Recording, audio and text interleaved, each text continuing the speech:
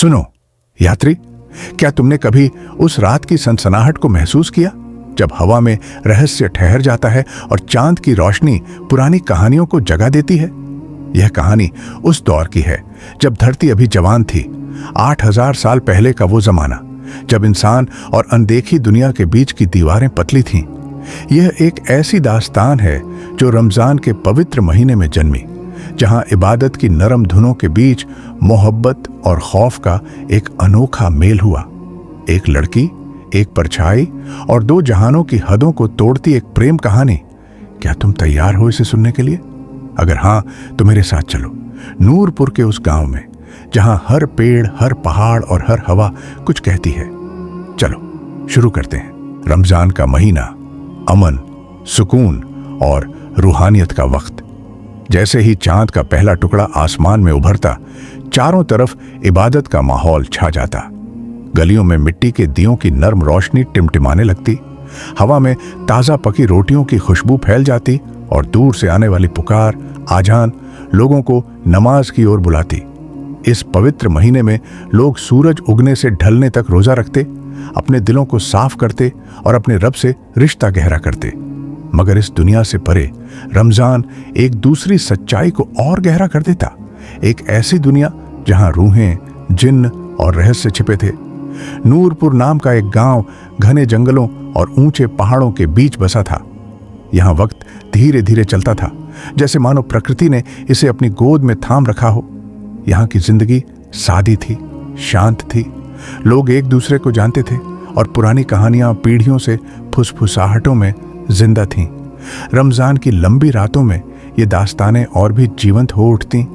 इसी गांव में रहती थी सायरा, एक ऐसी लड़की जिसकी खूबसूरती से ज्यादा उसकी नरम तबीयत और नेक दिली की चर्चा थी। उसकी गहरी काली आंखें और हल्की सी मुस्कान उसे और भी खास बनाती थीं। मगर वो सादगी और इबादत में डूबी रहती।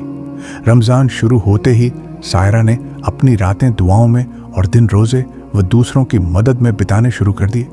मगर जल्द ही उसकी शांत जिंदगी में कुछ अजीब होने लगा। पहले तो बातें छोटी थीं, किसी की नजरों का एहसास, गर्म रात में ठंडी हवा का झोंका।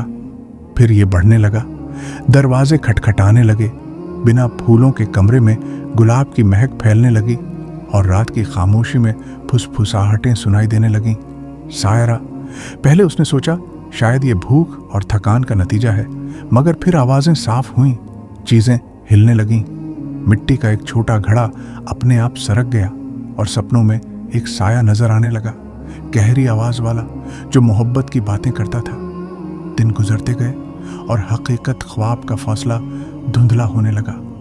क्या ये सिर्फ वहम था या सचमुच कोई उस पार से उसकी ओर बढ़ रहा था?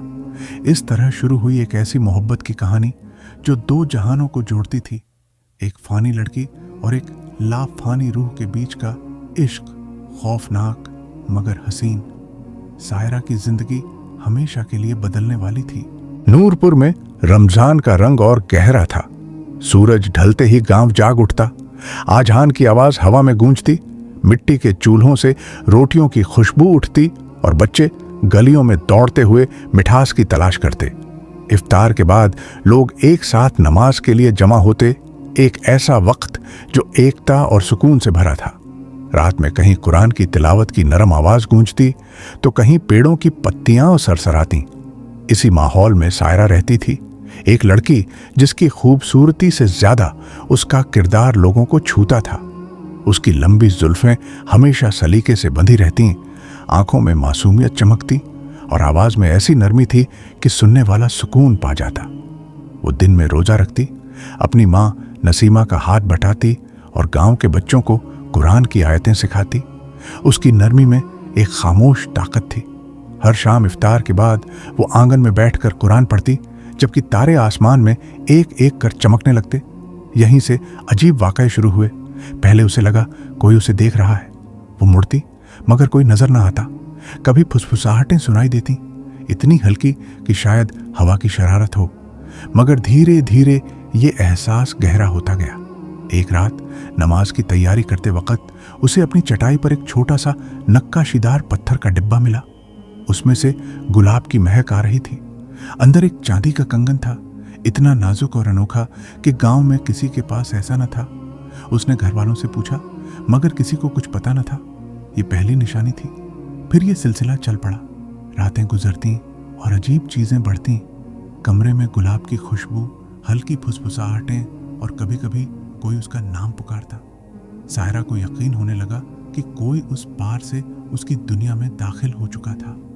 गांव के बुजुर्ग अक्सर जिन्हों की बातें करते, वो आग से बनी मखलूका जो इंसानों के साथ रहती थी मगर छुपकर, कुछ नेक, कुछ शरारती और कुछ मोहब्बत करने वाले। सायरा को ये कहानियां पहले मजाक लगती थीं, मगर अब वो सच लगने लगी। रमजान की रातें लंबी होती गईं और ये रहस्य गहराता गया। वो एक ऐसे दरवाजे पर खड़ी थी जिसके पीछे का सच उसे नहीं मालूम था। एक शाम इफ्तार के बाद सायरा आंगन में बैठी थी। उसकी गोद में कुरान था। दूर से दुआओं की नरम गूंज आ रही थी। जैसे ही उसने पढ़ना शुरू किया, एक ठंडी हवा गुजरी, गुलाब की महक लिए हुए। उसने रुक कर देखा, मगर आंगन खाली था। फिर वो आवाज आई, सायरा। उसका दिल जोर से धड़का। कौन है? उसने कांपती आवाज में पूछा, मगर जवाब ना आया। उस रात बिस्तर पर उसे एक सोने की अंगूठी मिली, सादा मगर दिलकश। वाकये बढ़ते गए। दरवाजे चरमराते, मिट्टी का आईना हल्का सा झुक जाता और रातों में उसे लगता कोई करीब है।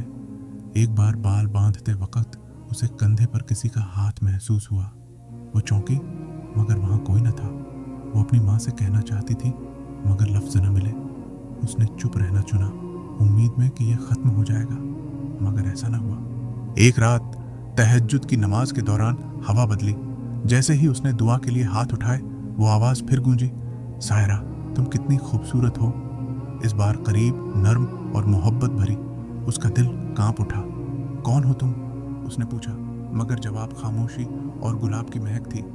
सपने में वो साया फिर आया और जब वो जागी तो बिस्तर के पास एक नीलम जड़ी जंजीर पड़ी थी। आखिरकार सायरा ने गांव की बुजुर्ग जरीना से मदद मांगी। जरीना ने कहा, यह जिन्न की मोहब्बत है। उनकी चाहत हमारी तरह नहीं होती। वो ताकतवर हैं और उनकी मोहब्बत खतरनाक। गांव के रूहानी बुजुर्ग ने दुआओं और तावीज से उस साये को रोक दिया। हफ्तों बाद सायरा के घर में सुकून लौटा। गुलाब की महक खत्म हुई, फुसफुसाहटें गायब हुईं, मगर इस खामोशी में एक खालीपन था जो उसे परेशान करता था। रमजान का आखिरी दौर आया। नूरपुर ईद की तैयारियों में डूबा था। सायरा भी माँ के साथ खाना पकाती, घर सजाती, मगर दिल में एक अधूरापन था। एक रात तारों के नीचे बैठे उसे उस साये की याद आई। उसकी आवाज, वो तोहफ है। मुझे उसकी याद क्यों आ रही है? उसने फुसफुसाया। उसकी दराज में वो कंगन, अंगूठी और जंजीर अब भी थे। उसे फेंकना चाहिए था, मगर कुछ रोक रहा था। चांद रात को जब गांव ईद का चांद देख रहा था, सायरा अकेली खड़ी थी। उसने आंखें बंद की, सुकून का शुक्रिया अदा किया और उस साये के लिए एक दुआ मांगी। तभी हल्की सी गुलाब की महक गुजरी। उसका दिल कांपा, मगर होठों पर मुस्कान आ गई। वो जा चुका था, मगर उसकी मोहब्बत कहीं बाकी थी और शायद सायरा का एक हिस्सा भी उसी अनदेखी दुनिया में रह गया था। कहानी खत्म। क्या आपको ये दास्तान पसंद आई? मुझे बताइए।